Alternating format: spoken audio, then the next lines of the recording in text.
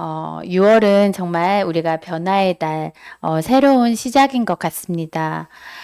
우리 교회가 지난주 이제 2주년을 맞고 또 새로운 직분자가 세워지고 또 이제 목사님도 사무실이 이게 이사 오고 또 성도님들이 새로운 직장을 가고 하나님의 비전이 곳곳에서 이렇게 시작되고 또 우리의 새벽 재단이 더 든든히 세워지는 것을 보면서 또 우리나라에 어제 또 새로운 대통령이 선출되었습니다.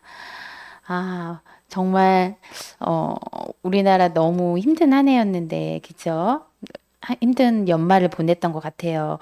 이제 분열해서 우리가 또 화합으로 또 공고 부패했던 것들이 도려지고, 이렇게 무너진 경제를 세우며 저는 상식과 공의가 이렇게 바르게 세워지는 우리나라가 되었으면 좋겠어요. 그리고 많이 소외된 우리 계층 서민들을 이렇게 보살펴주고 무엇보다 하나님의 말씀에 위배되지 않는 그런 새로운 나라, 예전과 완전히 다른 변화된 나라가 되기를 소망합니다. 여러분 정말 우리는 변화의 시대, 변화의 순간이 아닙니까? 그런데 여러분 진정한 변화란 무엇일까요? 우리가 대통령이 바뀐다고 해서 또 새로운 직분을 받는다고 해서 우리의 삶이 자동으로 이렇게 변화되는 것일까요? 아닙니다. 진정한 변화는 외적인 것이 아니라 내적인 것에서 시작됩니다. 오늘 우리가 함께 나눌 이 말씀의 제목은 변화된 삶, 변질된 삶입니다. 이 둘의 차이를 분명히 아는 것이 우리 신앙생활에 얼마나 중요한지 한편 이렇게 함께 살펴보도록 하겠습니다. 여러분, 복음은 반드시 삶을 변화시킵니다.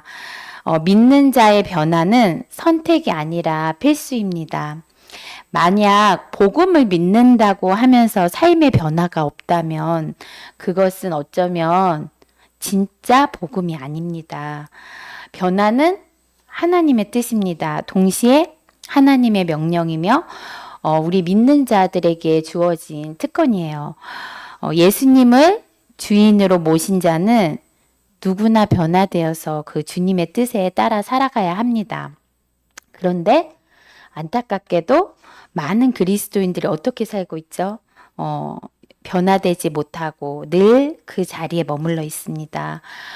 여전히 땅의 것만 생각하고 또 자기 욕심만 따라 행하며 자존심을 버리지 못해 철저히 육신적인 그런 삶을 살아갑니다. 여러분 사탄의 가장 큰 전략이 무엇인지 아세요? 바로 우리가 변화되지 못하게 하여 여전히 옛사람으로 살아가게 만드는 것입니다. 여러분 한번 우리가 솔직하게 자신에게 물어보십시오. 나는 죄 짓던 이전의 삶은 지나가고 하나님의 말씀을 기뻐하며 하나님이 즐거워하시는 거룩하고 선하고 의로운 삶으로 변화된 삶을 살고 있는가?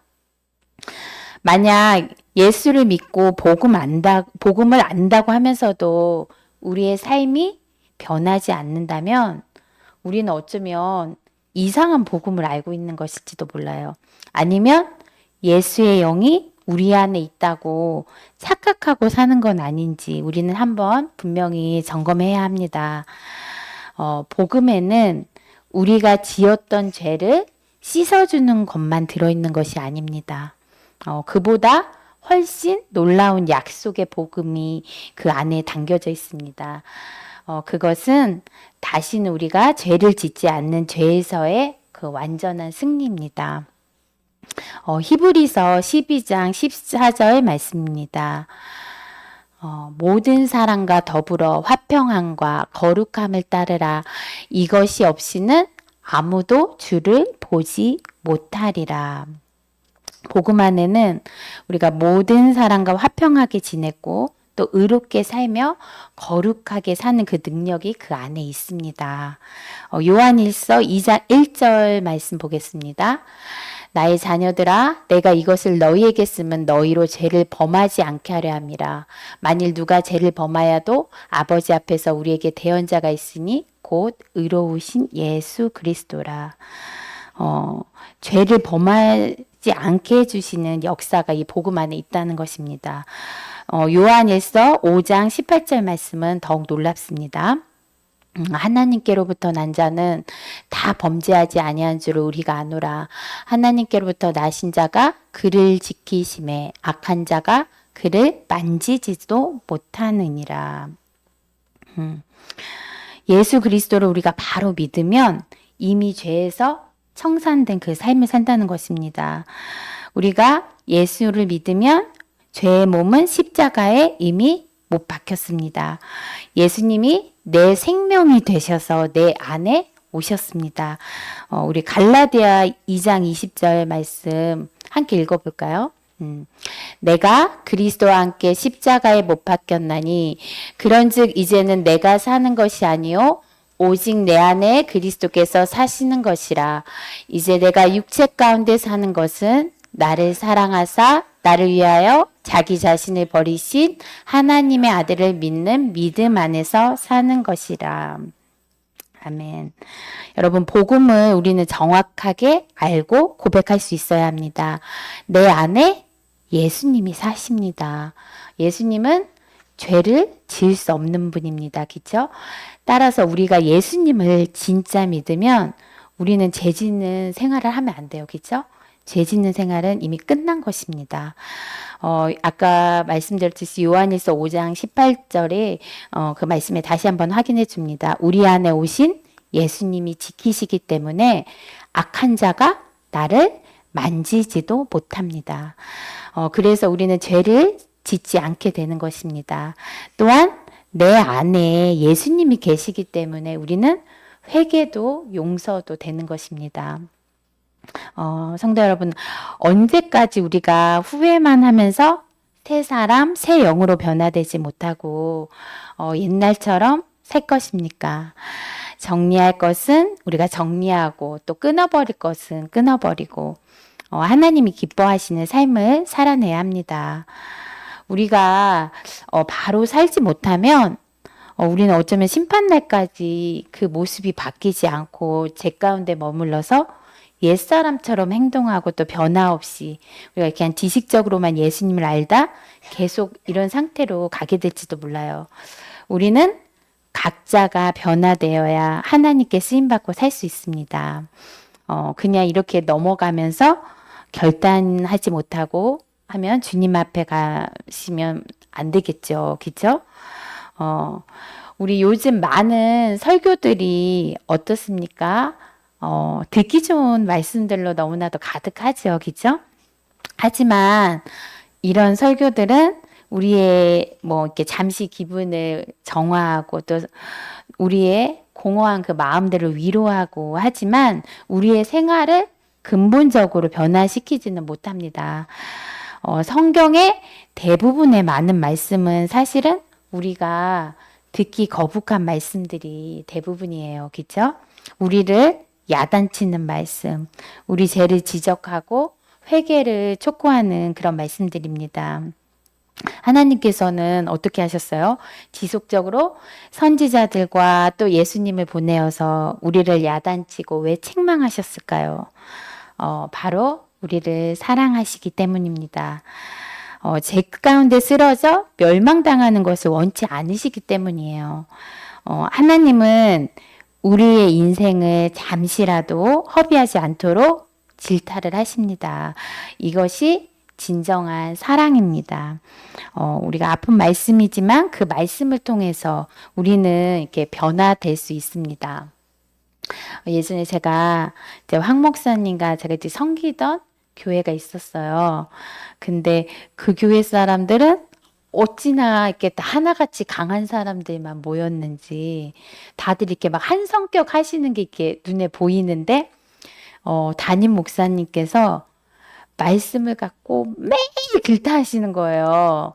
근데 이제 거기는 새벽 예배 대신 이제 저녁 기도회가 있었거든요. 그러니까 토요일을 제외하고는 거의 매일 그 사람들과 동고동락하면서 이제 만나서 목사님으로부터 하나님의 말씀을 듣는데 말씀이 얼마나 센지. 내 사람들이 결국에는 그 말씀들에 깨어지고 나니까 그 굳어있고 막 이렇게 강직했던 그 인상들이 이렇게 부드럽게 변하시더라고요. 어, 그때 황 목사님이 말씀을 많이 배우시면서 사실은 되게 놀라고 두려워하기도 하고, 이런 말씀들이 있었어 하면서 되게 새로워했는데, 요즘 분들은 무서운 말씀을 들어도 전혀 놀라지도 않고, 또 아무렇지도 않고, 깨달음도 없고, 마치 나와 상관없는 듯한 그 표정과 태도에 막 황 목사님이 놀라시는 거예요.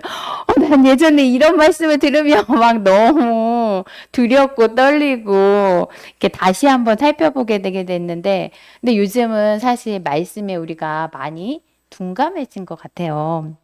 왜냐하면 예수님을 아는 것이 예수님의 복음이 우리는 새로운 시작인데 그냥 이전 것이 지난 것이잖아요. 그리고 새로운 죄에 대해서는 우리가 책임을 지고 감당해야 되는데 그냥 우리가 예수님만 단순히 영접하면 모든 죄 앞으로 그리고 앞으로 지을 그 모든 죄에서도 자유롭다고 느끼는 것 같아요. 여러분 우리가 착각하셔서 그 옛사람에 머물러 있으면 안 됩니다. 사탄은 우리가 주님 안에서 변화되는 것을 가장 싫어합니다.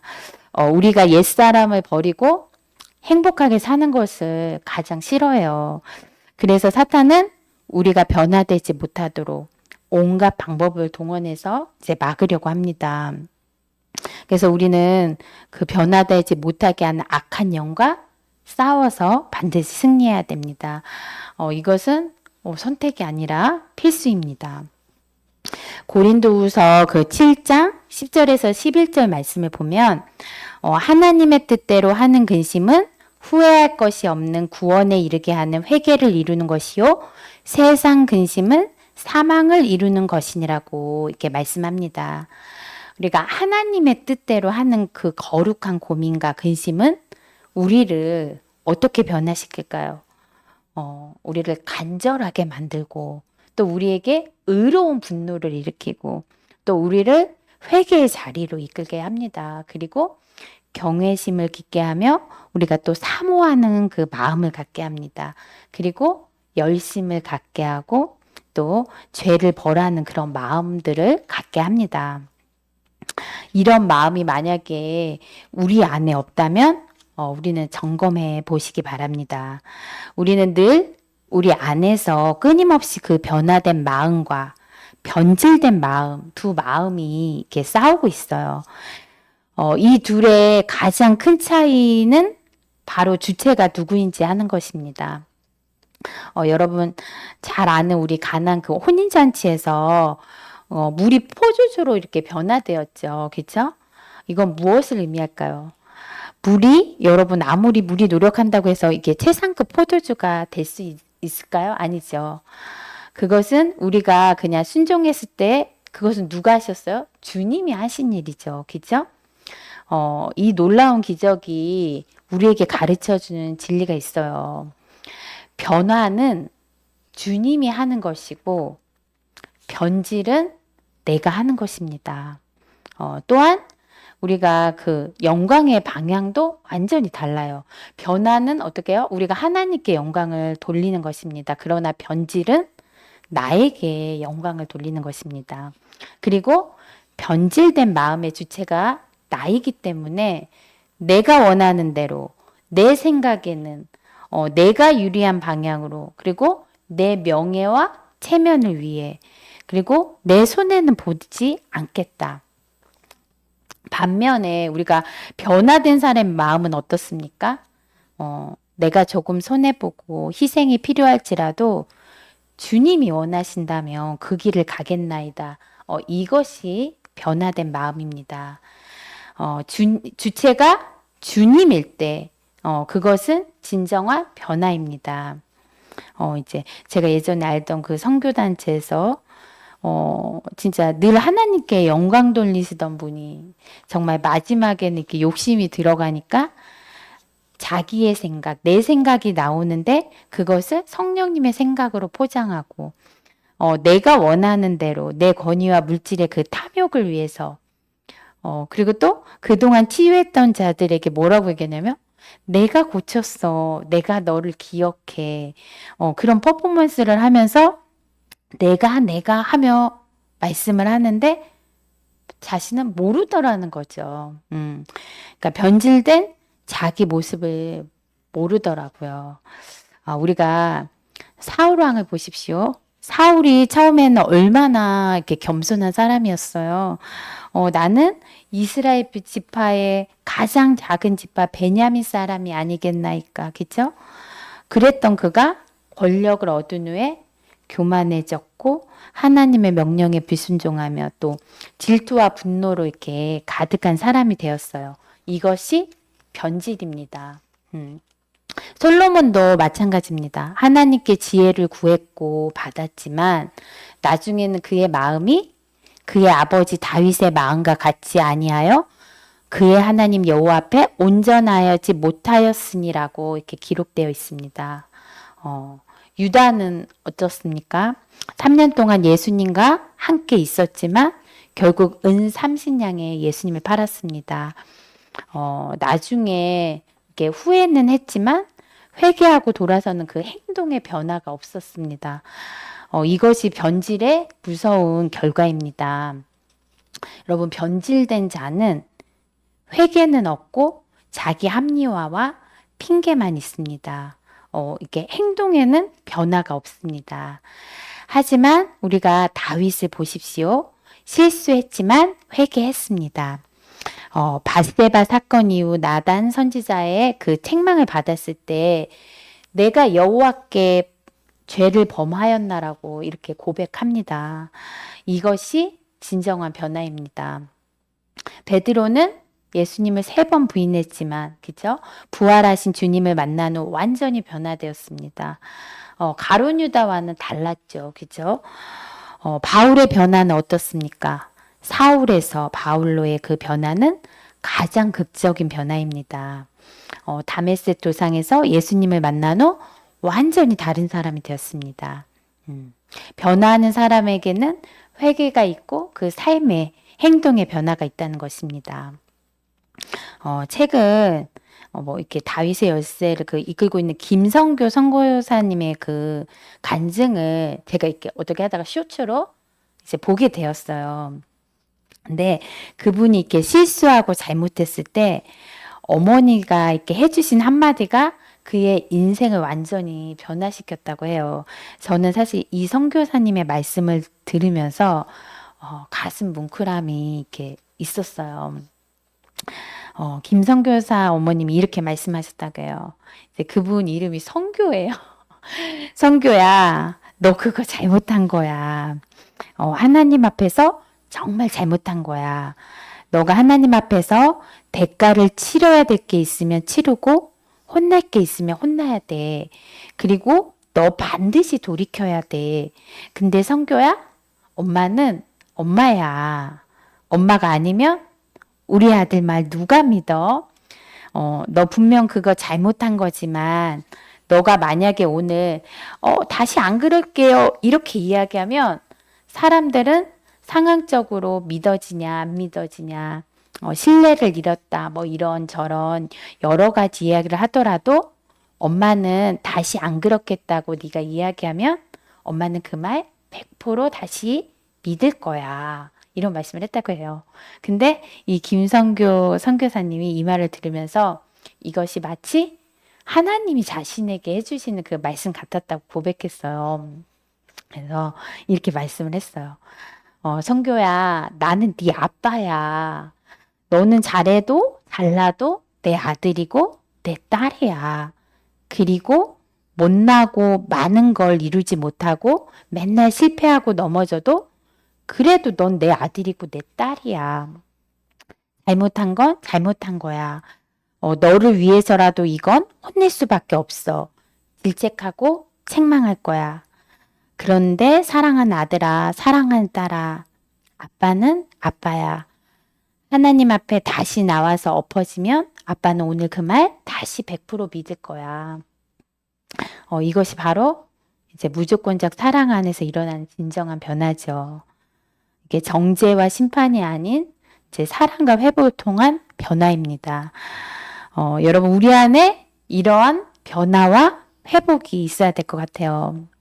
저는 제 자녀들, 특히 우리 막내 아들, 또 주변 분들에게 때론 이렇게 하지 못할 때가 있었기 때문에 제가 이 말씀을 듣고 있는데, 이게 더 마음이 와닿고, 아, 그래, 하나님의 마음이 이렇지. 내가 자녀를 키우면서도, 아, 엄마인데 왜 그렇지 못했을까 하는 생각이 제가 사실 들었어요. 여러분, 근데 이제 반면에, 그죠? 우리의 변질된 삶은 또 어떤 모습입니까? 변화되지도 않고, 오히려 더 깊은 죄 가운데 빠져드는 삶. 심지어 한때 변화되었다가도 다시 타락하여 이전보다 더 악한 상태가 되는 삶을 말합니다. 권력과 권위 남용으로 하나님께서 주신 직분과 권위를 자신의 이익을 위해서 악용하는 삶, 그리고 물질에 대한 탐욕으로 하나님보다 재물을 더 사랑하게 되어 모든 판단 기준이 물질이 되는 삶, 시기와 질투의 노예가 되어서 다른 사람의 은사와 복을 시기하며 마음이 썩어가는 삶, 교만에 덫에 걸려 하나님의 은혜로 받을 것들을 자신의 능력으로 착하고 교만해지는 삶, 원망과 불평의 늪에 빠져서 하나님의 섭리를 인정하지 않고 끊임없이 불평하는 삶. 여러분, 이러한 죄들이 반복되면 결국 우리의 양심에 화인을 맞게 됩니다. 디모데전서 4장 2절에서 말씀하시듯 자기 양심이 화인을 맞아서 죄에 대해 무감각해지는 거죠. 이때 나타나는 형상들이 무엇입니까? 죄를 인식하지 못하므로 명백한 죄를 죄로 보지 않습니다. 그리고 영적 눈이 가리워져서 하나님의 뜻을 분별하지 못합니다. 또 영적 기가 막힌 상태로 하나님의 음성과 성령의 책망을 듣지 못하게 됩니다. 자기 합리화로 모든 잘못을 정당화하고 변명합니다. 그러니까 회개 불능의 상태로 회개의 마음 자체가 사라진 상태입니다. 여러분, 그 사역자들의 변질은 가장 위험하고 셉니다. 우리가 이제 교회 안에 시기 질투, 이간질의 영이 성도들의 그 변질된 행동으로 교회가 부흥하지 못하고 시끄럽고 나뉘는 것도 심각하지만 목회자가 변질되었을 때 그 영향력도 대단합니다. 목회자에게 거짓말의 영, 속이는 영이 있으면 어떻게 될까요? 그 교회는 거짓말이 난무해요. 그죠? 그리고 이 사모님들에게 많이 들어가는 영, 이세벨의 영이 있으면 어떻게 해요? 사모님들 교회를 자꾸 흔들어요. 쥐락펴락 하면서. 그리고 목회자에게 음란의 영이 있으면 많은 성도들이 함께 막 바람을 피우고, 그죠? 여러분, 교회 안에는 흐르는 영이 있습니다. 우리는 틈을 주면 안 돼요. 그러니까 목회자와 성도들을 변질시켜서 교회를 흔드는 그 악한 영들과 우리는 싸워야 합니다. 변질이 아닌 예수님을 만나 진정한 변화로 거듭나 우리는 교회 안에 사랑과 감사, 기쁨의 영이 이렇게 성령 충만했으면 좋겠어요.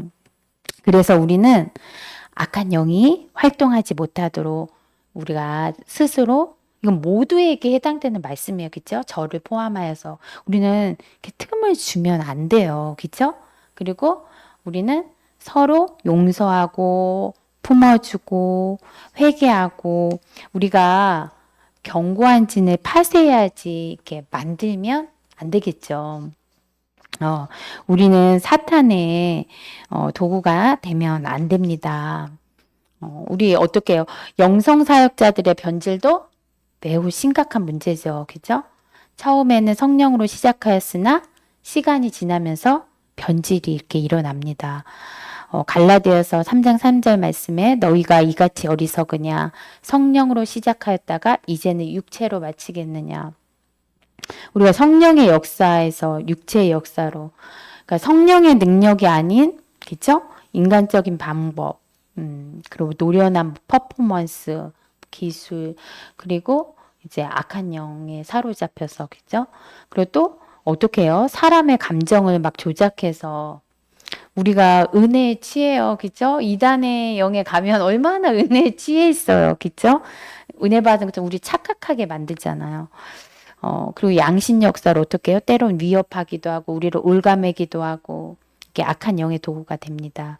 그리고 미혹의 영, 이 거짓의 영에 속아서 우리가 잘못된 영을 전달하기도 하고, 또 임파테이션 한다는 것입니다. 그래서 우리가 여기저기 기웃거리면서 이렇게 지폐에 의지하면 오히려 온갖 잡다한 영들이 이렇게 달라붙어요. 그러니까 또 어떻습니까? 자기 기만의 상태. 여전히 자신이 성령의 도구로 쓰임받고 있다는 그 착각. 이게 가장 사실은 큰 문제예요. 자신의 상태를 전혀 인식하지 못한다는 것입니다. 우리는 이렇게 성령의 은혜를 구하기 위해 때론 이렇게 집회도 다니면서 여기저기 기웃합니다. 왜냐하면 세상의 은혜와 다른 성령님의 그 은혜를 체험하고 싶어서입니다. 여러분, 세상의 은혜는 뭐예요? 내가 변하지 않고 내 앞에 있는 것들이 변하면 기쁨을 느끼는 것입니다.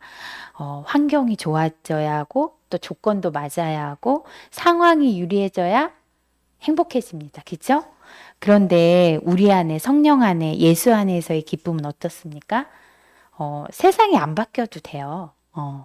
내 안이 달라지면 우리는 행복해집니다. 이것이 성령님께서 주시는 은혜이고 변화이고 행복입니다. 우리 뭐 이렇게 치유 캠프 했잖아요.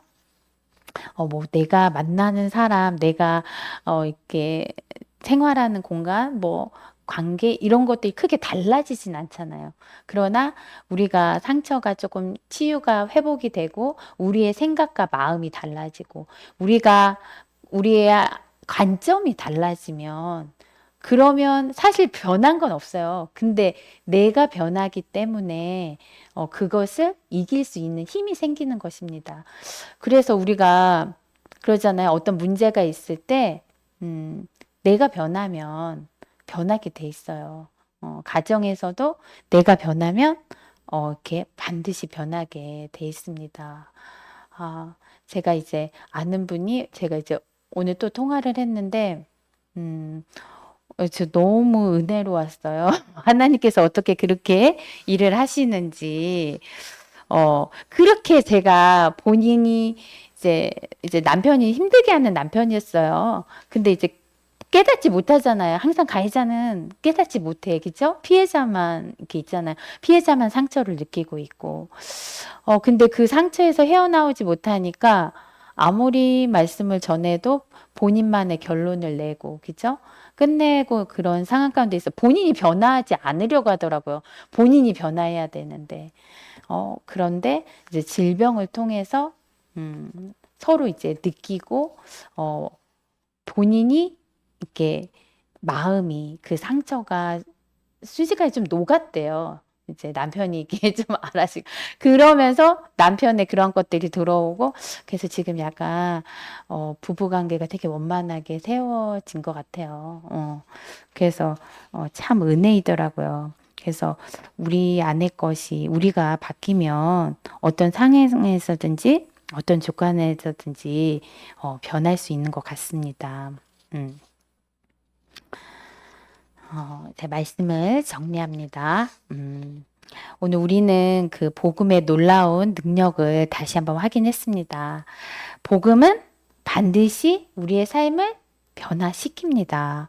만약 우리의 삶에 변화가 없다면 우리는 진지하게 자신의 신앙을 이렇게 점검해 봐야 합니다.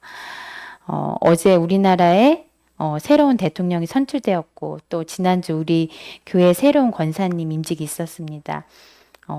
하지만 진정한 변화는 외적인 변화가 아니라 내적인 변화에서 시작된다. 우리는 듣기 좋은 말씀이 아니라 변화시키는 말씀을 사모해야 한다.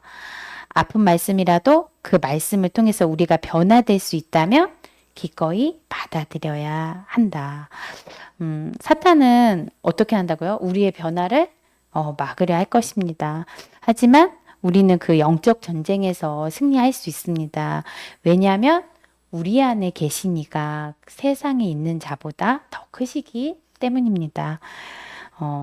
변화는 우리가 하는 것이 아니라 주님이 하시는 것입니다.